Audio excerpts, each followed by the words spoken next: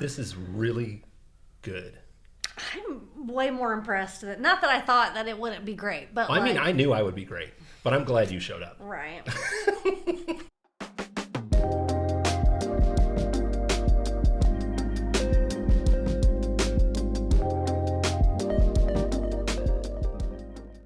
We need to figure out what we want to do with this. I've been racking my brain. I'm looking for all the ideas to come from you. The reason why I've changed course on the whole interview format, because I know when I first mentioned podcast to you, it was to be a guest. And now I run this shit. You should coach how to ingrain myself into everything. Because I do that very, very, I'm very like well. a dog hair. I am too. I do it very well. I become like on the board of everything immediately, as long as it doesn't pay. If it actually paid me to do it, I've got no interest in that. Only if it's stressful. Yes, takes up most of my time, and people are like, "What are you even doing here?" That's my jam. That's like really what tickles my fancy.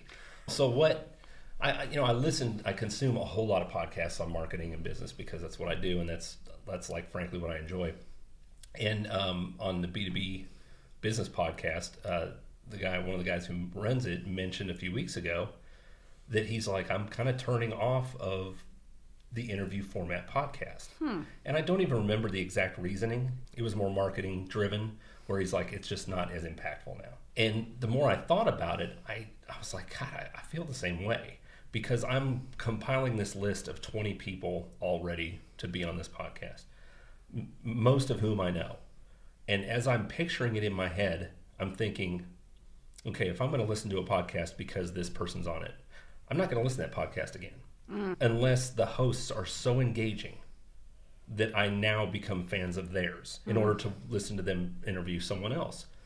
If I only listen to it because a private investigator's on it, well, that's what I'm interested in. So I'm not going to listen to it again. So we get no continuity of audience, which means we get no feedback. But what I've noticed is when you have regular guests on, and I've been a guest on many podcasts, is you have to match their energy. Or you have to pull them forward to your energy. That's what I was going to say. And I think that would be a real problem for us. Because nobody's going to match right. this energy. It's like, we're going to have to shoot you up with some meth here in order to get you to, Disclaimer, we're not doing meth. Right.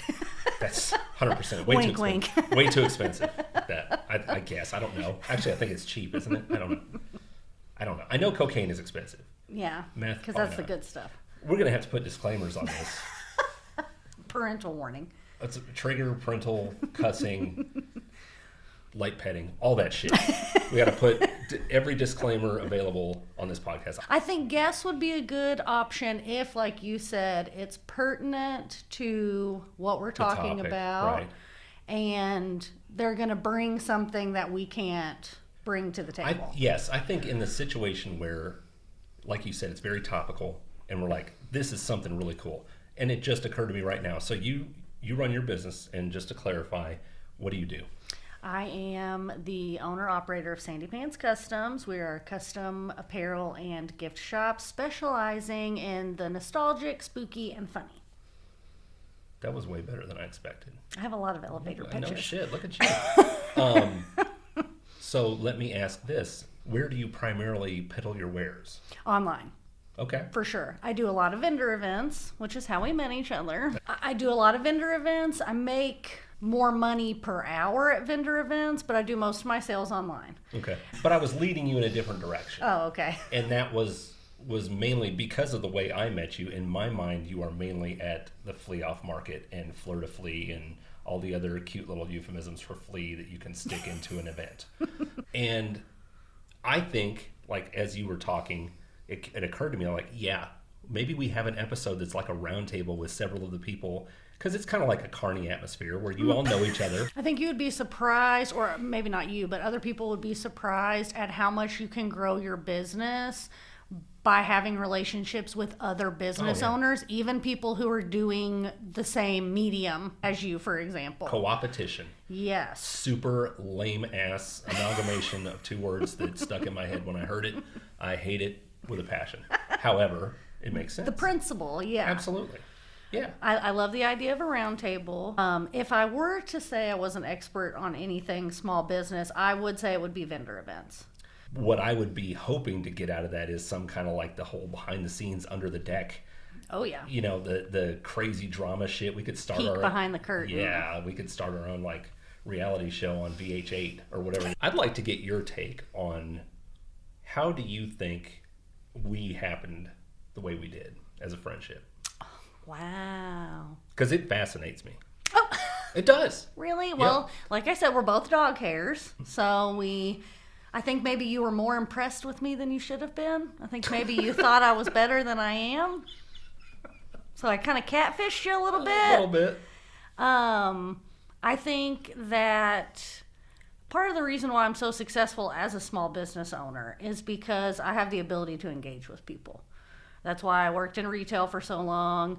And I can find something to talk with anybody about. I think we had more in common than we realized. And I think that's why we became friends, is because not surface level. Yeah.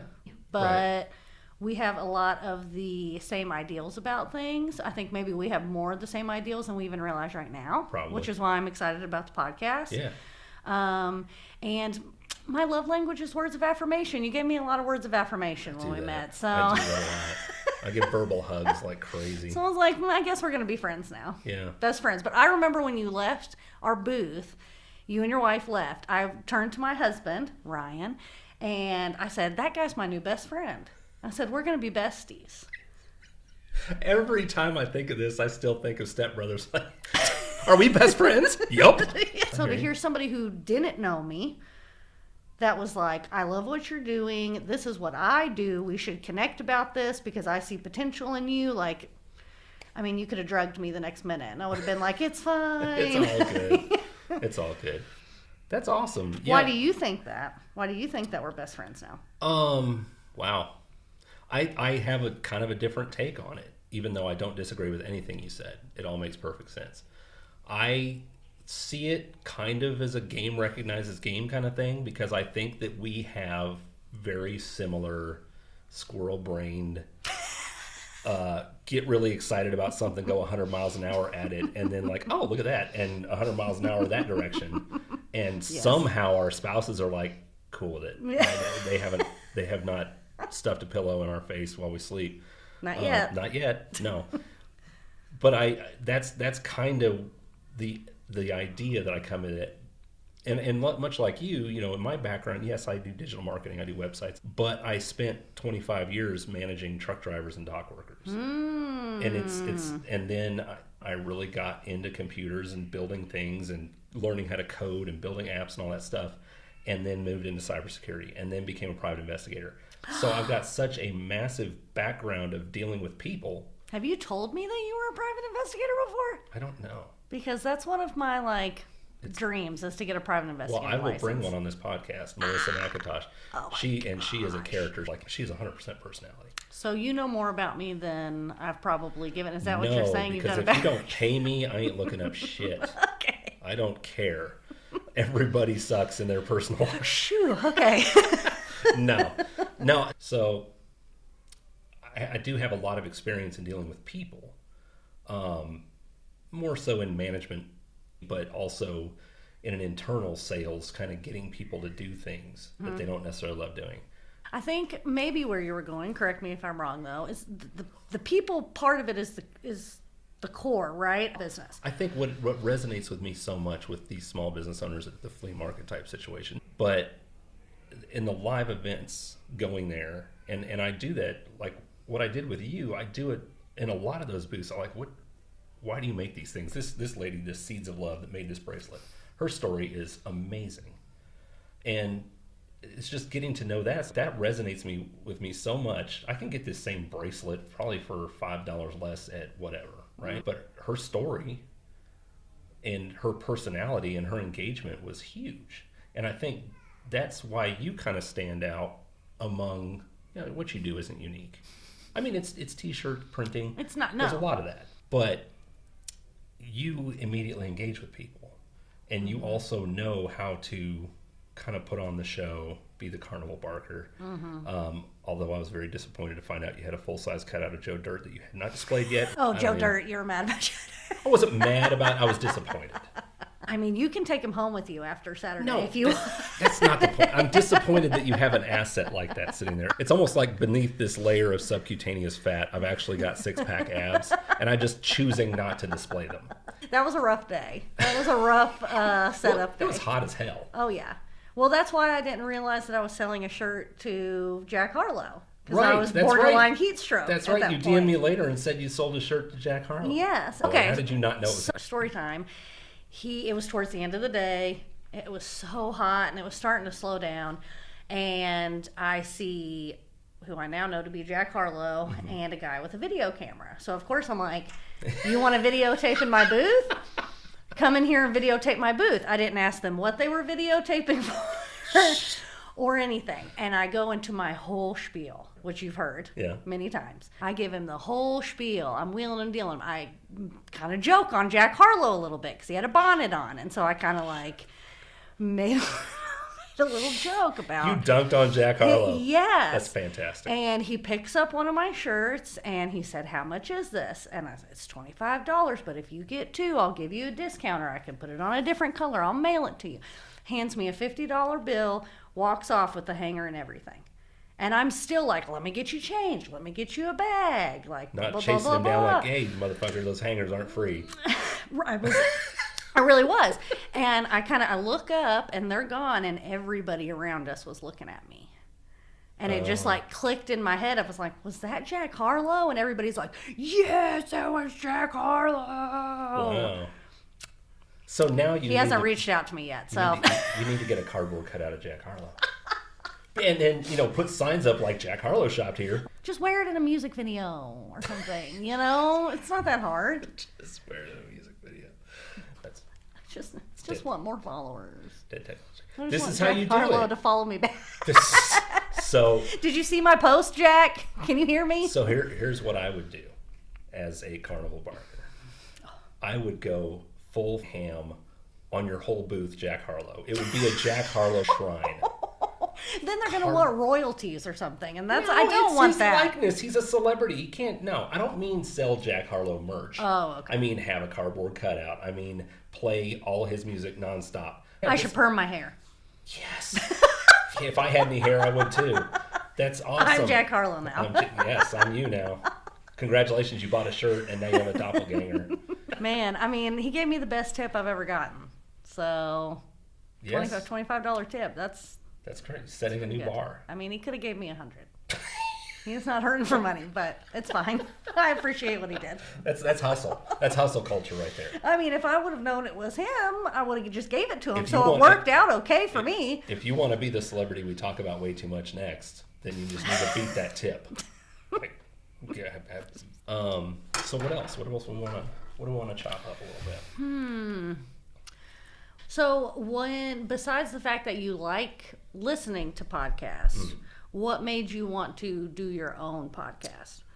Well, the same reason that I really enjoy listening to it, because it's rather than just reading somebody's highly curated thoughts on something or AI generator or whatever, podcast is really, it's conversation, and and you can pick and choose what topic you're going to listen to or what person you're going to listen to. In a podcast, there's just a real human conversation going on.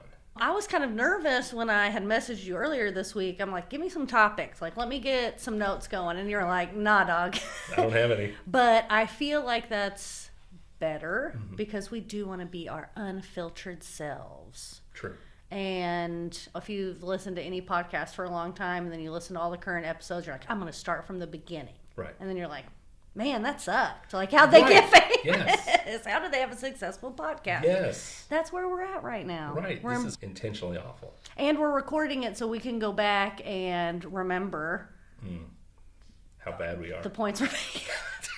So We can stay up all night thinking about it. self-flagellate on our suckness at podcasting. Yes. I think we're doing great. So, speak for I yourself. like it. Of course, the last thing I want this to be is my idea and you're just along for the ride. That's what I signed up for. Well, if that's your idea, then that's what we do. Jason is running a cult. I think a good idea for an episode might be to bring our spouses in. I already mentioned that to Susan. Yeah, and just hear why we're so awesome. Yeah. Just from the horse's mouth. How they fell in love with us, why they can't live without us. You know that's going to turn into a roast, like immediately. They are going to roast us. So. What's your dream? What's your dream for our podcast? Man, I want to enjoy the journey and let it organically turn into what it is. Of course, I would love to have a big following and have the opportunity to bring on people who really interest us. And you know, just talk to them. You know, a professional wrestler, Jack Harlow, whatever. I want them to put our Louisville hometown hero sign next to his. Ooh, when our podcast has really made it. We got to be on the side of a building. So for those of you not in Louisville, Kentucky, whenever somebody achieves a modicum of fame, we paint their face all over the side of a building. That's awesome. It is. Well, I have homework based on what you did say. Okay. Is when you listen back and you edit it and you put it together, I would like to know next time we record what you took away from that. Did you find little bits that maybe were more interesting or profound than when we were talking about it, like face to face? I would like to hear what you think about that. Okay. If you still enjoy the sound of your own voice when you listen back. I always enjoy the sound of my own voice. I'm a ham, and I love a stage and a microphone. I love talking to people too, though. And that will be the part that will come easy. That's the truth of it right there is story is what's going to pull people in and make them interested because none of us is doing anything absolutely unique. There's no such thing as a new idea. And if you do have an absolutely unique new idea, which I have met a few people, guess what? There's no market for what your idea is because you came up with it in your fucking head. Good luck. And now you're setting about educating the world on why your idea is awesome, and you are going to spend so much time. I've done it. I did it. I built an app. It took me 3 years with 3 other veterans. How's it going? Nowhere. It's dead. Oh, I'm sorry. No, that was over 2 years ago. We just... Great point for the podcast, but I'm sorry that happened. That's how entrepreneurs learn, because it seems like the one mistake everyone just repeats is having a fantastic idea and going at it 100 miles an hour and build. Here's a minimum viable product. Let's get on Shark Tank and all this other shit.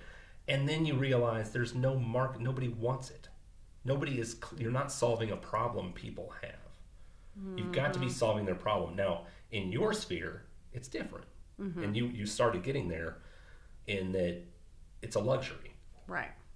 Or not necessarily a necessity. Now, it may scratch an itch. Mm-hmm. But I digress because I've forgotten what the hell I'm talking about. When it's a luxury item. Yes. So that's a very different thing, right? Because I'm working on more interruption marketing, like more traditional marketing, because my clients, for the most part, have to be top of mind. Now, I do have creative-based clients, too. Mm-hmm. And so I have to flip that switch and really push them more towards telling their story.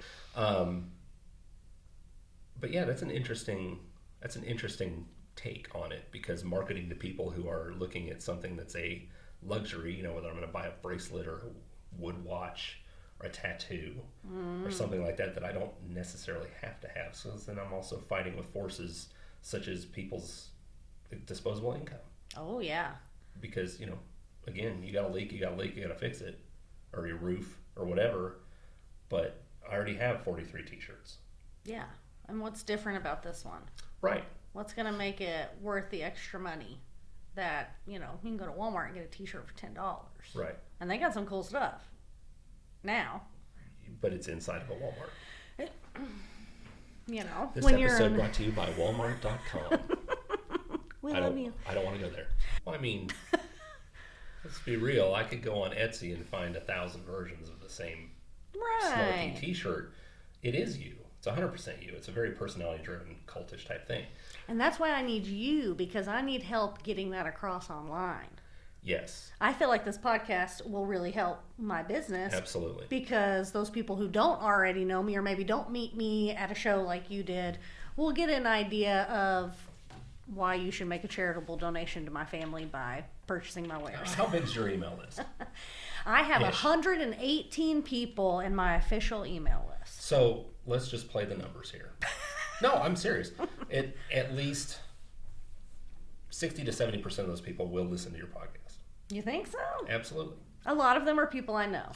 And That's cool. And I think they would do it just for the fact to support us. And those people, well, I think they'll do it because we're awesome, but also to support us. I don't, whatever. But that's why a podcast is so great, because it's asynchronous. We create it. It lives on whether someone's listening to it right now or not. Ah. And it's a mental flip to realize when you start listening to a podcast and you're like, all right, I really dig this. I'm going back to episode 1.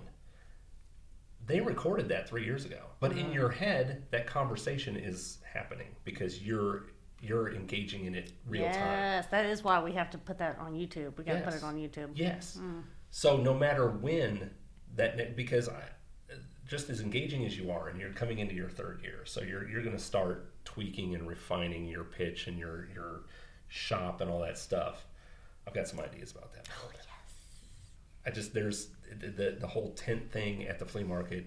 To me, it's got. Don't tell the people. Yeah. This is information just for me. Nah. You got to pay for these services, people. To be frank, you and I are the only people listening to this at the moment. I'm manifesting it. Yeah, let's go. Manifesting it. When you come back 3 years later and listen to this, remember that you have to pay for this information. Right. So you're going to meet more me's or people who become very quick fans. It's going to happen. It can't help but happen. Well, you're in when you're at, and I'm not going to pick on flea off market, but when you're at an event, so say this is event X, and 70% of the booth owners are not necessarily engaging, or they're not comfortable being very outwardly engaging with people shopping. They're just hoping that their cool fruit slice earrings are enough that someone's going to buy, and people do buy. Mm-hmm. But you then become, you get this much stronger gravity within, because people are like, oh, you need to go check out that one, because you have really engaged with them and talked to them, and you're having them go get you a beer. Is that just me? It's probably just me. It's just you. That's cool. That should be your shtick. Doesn't bother me. That's an interesting point you make, because when people ask me, and people do ask me, I'm not just spitballing here, like, what do you do to get ready for a vendor show or whatever? And one of the things is I always have a plan of how to get them to continue shopping with me, whether we ever see each other face to face again.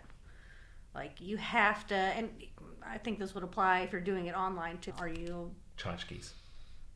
Tchotchkes? Yeah. I give away tchotchkes. You do? I do. Okay. I have a whole little basket of free There stuff. Is it branded? No. Well, that's tchotchkes. Because who wants something with my brand on it? As they long want as it's something with stupid and goofy, like a fidget spinner or a caricature picture of me on it. That's not a bad idea. What you should do is give every kid a whistle. That's a great way to draw people back to purchasing from me. Awesome. On the ride home. Every time. But like for somebody who enjoys a beverage every once in a while, a koozie is a necessity. Yeah. I would argue. Yes. You're going to get this free koozie. It's got something funny on it. All you have to do is follow me on Instagram. Mm-hmm. You don't have to buy anything. You don't have to ever like my posts. You don't have to do any of that. Yeah. But help me grow my algorithm. I would be utterly shocked if anyone else selling at that entire event thought of it that way. Oh, yeah. I need a TikTok, bro. We need a TikTok for this podcast. I don't even have TikTok on my phone. I don't either. I told you I'm scared. Well, I mean, it is a Chinese spy app. Yeah, well, I mean... You don't care about that. You're just You're just scared to show your dance moves? If they want it, they'll find it. Okay. I'm not worried about that. So you're scared of what? I don't know. It just makes me nervous that, like... do you ever, that, like, you want something or need something like a new phone, but you're like, do I really need to spend that money? Mm-hmm. Do I really? Let me just wait a couple weeks and I'll see what happens. That's kind of how I feel about TikTok. It's like, I want to be so successful that I can't even pull the trigger on trying it because I'm scared of failure, which seems so stupid because I've got this whole business that just flying by the seat of my pants. Sure. But... yeah, I'm like, I don't want to look stupid. I don't want to make the same thing everybody else is. Goofy dances. Yeah. I mean, looking stupid is like the I guess goal. that's the point. Right. Yeah. I mean, I can't not look stupid. There's nothing I can do about it. It just comes to me. Again, I work in a different kind of part of the universe than you. I think it's far more important, in my mind, to whole hog on a platform rather than dibble and dabble on a ton of platforms. Speaking strictly clinically, when it comes to TikTok, your ideal customer is not there. TikTok is populated by people who haven't graduated high school yet, for the most part. Right. I want somebody that's going to spend money. Exactly. So yes, you would get some engagement, but I don't think it would result in money in pocket. Well, that makes me feel so much better about my procrastination about it. Right. And well, when you're considering a new avenue or a new monetization method, there's, you do have to trust your instincts or at least take the path that your instinct is leading you down and do some research in that direction, because our reptile brains are still effective for some things, even though they're not trying to get us not mauled by a leopard or whatever. I listened to a podcast about multi-level marketing, and there was a term, and I'll never be able to think of it until like the middle of the night tonight, that a psychological term about how your instinct, a lot of people's instinct, is when you've put money into something and it's not successful. Sunk cost phenomenon. Yes, you have to keep putting money into it. Yep. And that was fascinating to me. I talk about that a lot, and it's almost like you're like lobbing a softball at me, because the sunk cost fallacy is so prevalent with small business owners. And it basically is, we tend to place a lot more importance on the loss of something than on gaining something or something positive. We want to avoid the pain or the embarrassment or the loss far more than we want to gain the happiness or the thing or the money. Yes. So it's very powerful. And when you've already spent $1,000 on a coaching program, it's very difficult to look at it just black and white on the table. This is not going to work. Your brain doesn't want you to do that, because it's like, yeah, but then we're going to lose $1,000. $1,000 is gone. Exactly. You lost it already. But that's, so when you've turned the corner and you recognize what the sunk cost fallacy does and what it is, that's when you're able to say, and that's when, after 3 years of spending hundreds of hours hand coding an app and learning different APIs and technologies, I was like, dudes, I'm out. This is, and I even said it like that. I was like, I've spent 3 years on this. I can spend another 10 and we're going to be exactly where we are today. Although, except I will have wasted 10 more years. And it is heartbreaking. It is. And I can't remember, I think it was Seth Godin, who's a marketing genius. Matter of fact, I'm almost sure of it. And he had a podcast episode on his podcast, Akimbo, which I would suggest to anybody interested in marketing. And it was about the sunk cost fallacy. And if you just listen to it, I think it's like 15, 20 minutes. It will, like, you'll never be able to not think of it again when you're considering whether to keep down a path. Because something in you already knows that it's not working and it's not going to work. And for much the same reason, people stay in failed marriages for a very long time. Because we don't want to feel like all that time was wasted. So yeah, I can definitely relate to that. And just now, as we're sitting here having that realization of that's why I did that other thing for so long, and when I stopped doing it, I never did it ever again. And I think, light bulb, I'm sure that's why it was, because I was just so devastated about all the time and effort that I had put into it. I didn't want to do it ever again. And there's also a danger in flipping the coin entirely over and being like, yep, don't work. Yeah. There's $500, there's $1,000. You gotta take a lesson from everything, and that's cliche, but it's the truth. Right. Well, the middle ground is where the truth lies, right? It's, yes, if you objectively set this on the table, you've spent $2,500 buying a whatever. Building a podcast studio. Yes, building a podcast studio in your own house, you idiot. That's foreshadowing. That's foreshadowing. No, because I'll still just talk to myself on my microphone. We'll figure it out. That's right. And I'll have AI generate me a guest. But Selma Hayek this 3D week. hologram. I'm talking to Prince today. Why not? Yeah. Anyway, I have no idea where I was headed with that. That you have to learn from it. You can't just. Yes. So I think the most power in recognizing it is to say, okay, full stop. This isn't working. I've invested this. That's a reality. It's also behind you. The past doesn't exist. It's only in your mind. Honestly, it's not a thing you can touch. It's true. It is gone. What's that? That makes me want to like tear up a little bit because that is true. It is true. The past and the future are both nothing. They're mental constructs. They do not exist. Damn, and every action you take right now impacts what the future will become, but you cannot plan what that's going to be or how you're going to react to whatever. Do you feel like it's like a man thing too, though? Yes, of like 100%. Yeah. Dwelling on the past. Yes, 100%. If I had only done this, or God, if I could be 20 again, knowing what I know now. Right, or I did this, and that's why I'm here. First of all, we don't remember it as it happened at all. Oh, yeah. Because all it does is roll around in our brain, and as the more stressful it was, the more it imprinted the stress of it, the more happy it was, the more imprinted. So you get this Elysium of, oh my God, if I could just go back to being a quarterback in high school, blah, blah, blah.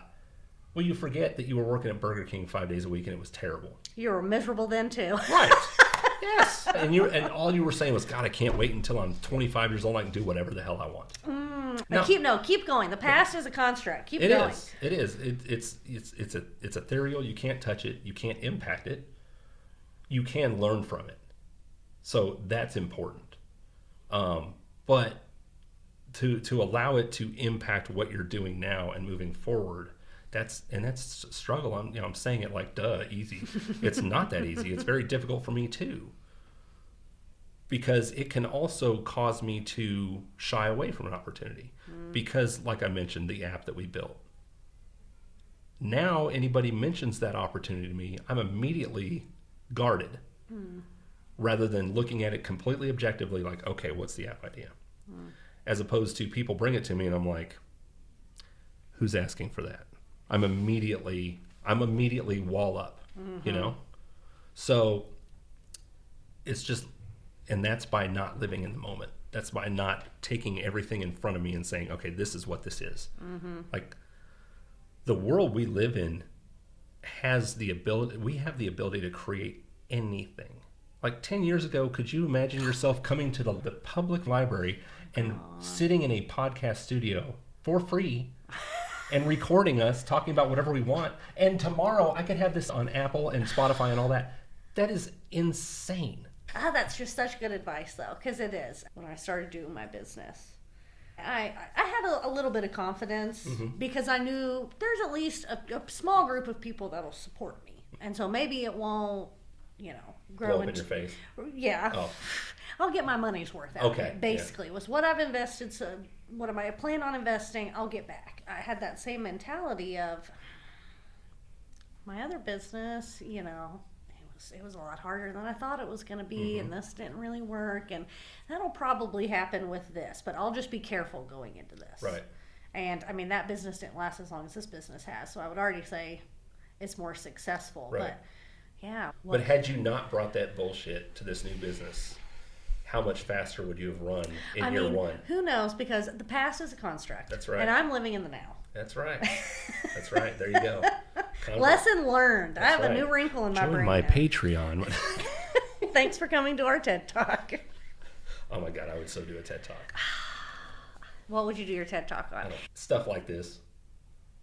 Off the rails? Yeah.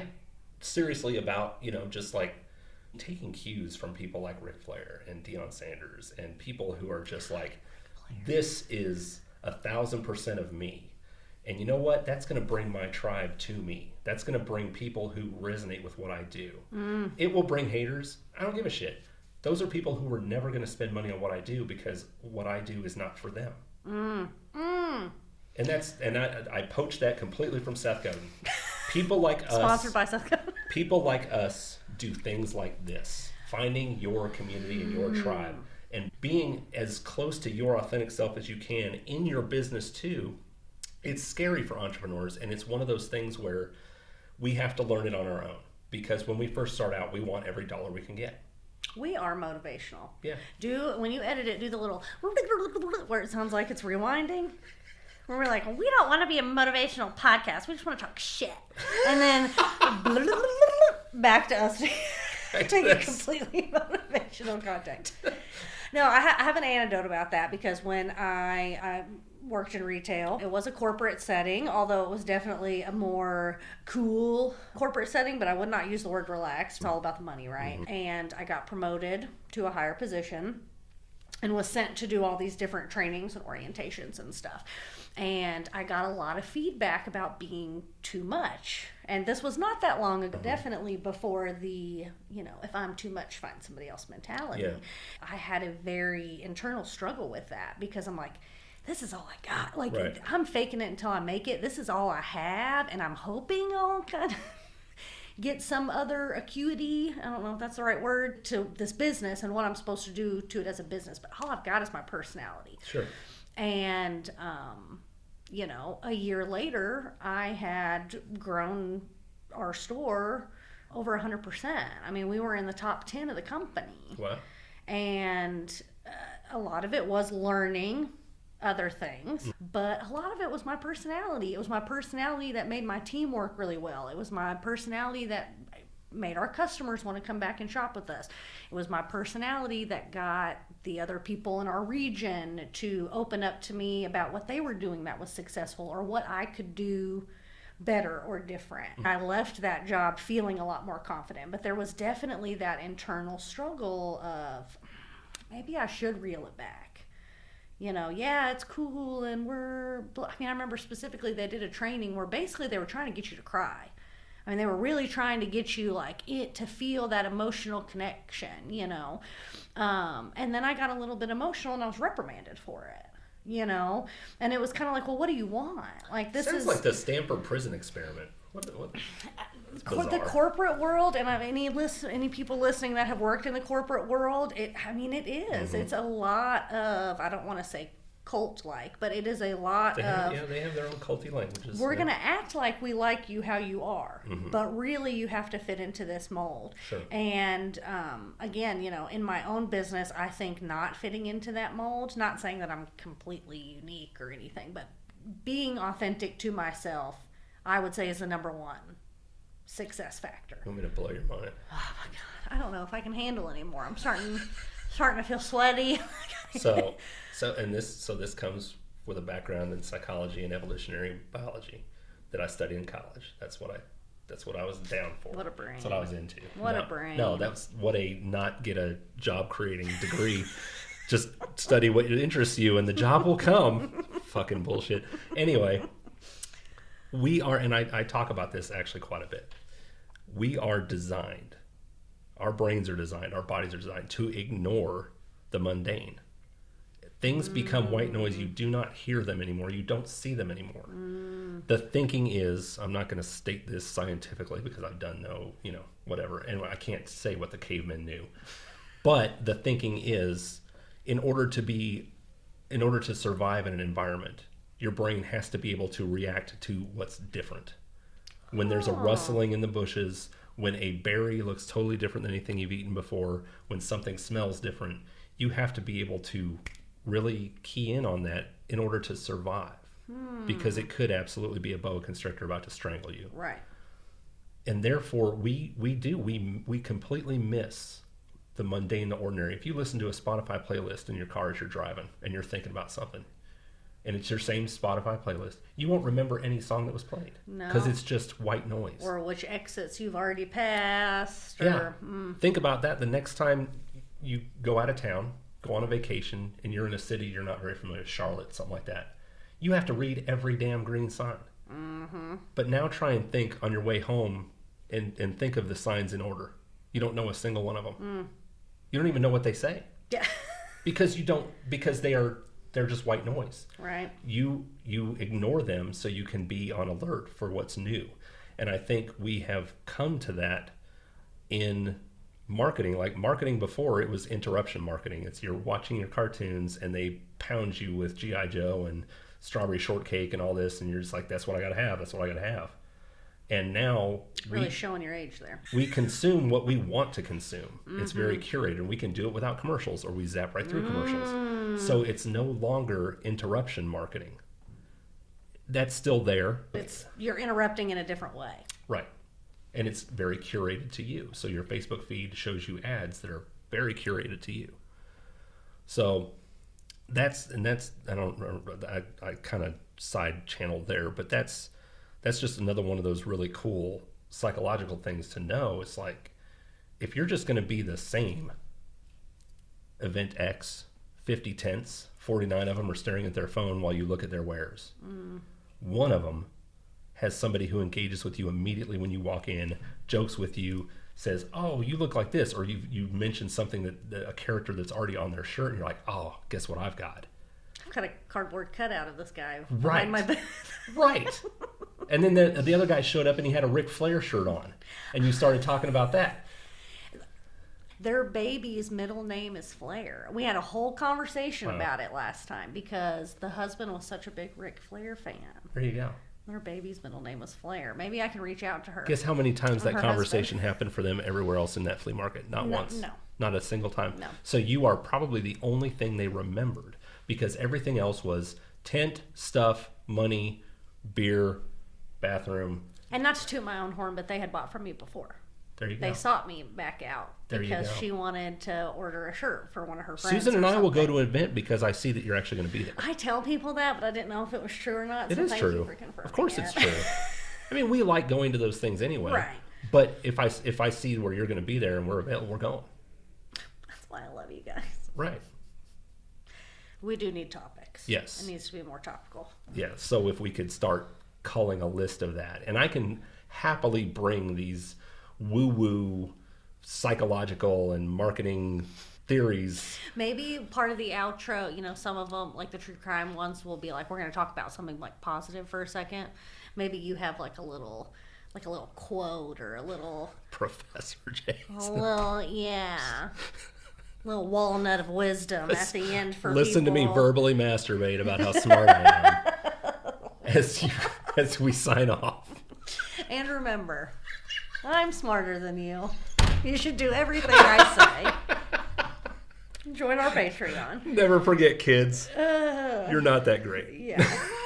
It never gets better. It only gets worse. Right, everything sucks. It's all terrible. Tune in next week. Welcome to the Nihilist Podcast. Yeah. That way maybe we can kind of each have our little points that we want to try and get across or whatever. I think this is really good. I'm way more impressed. Not that I thought that it wouldn't be great, but I knew I would be great, but I'm glad you showed up. Right. Yeah, once we have a direction and a focus, but I think something along the lines of talking about, like you said it perfectly, small business owners. We're not millionaires. We haven't killed it. We are hunting it, right? And we also have some really cool ideas in our past and our education and our education of what not to do. So we have insights that are valuable. There's no such thing as a new idea. Right. Except for this podcast, which you should Join our Patreon. join our Patreon.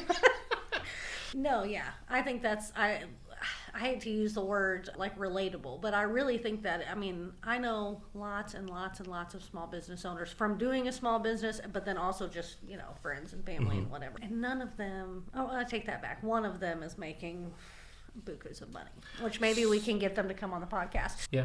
Okay. So let's wrap it up. Okay. You've been listening to Two Drunk Squirrels and a Microphone. All right. We're out.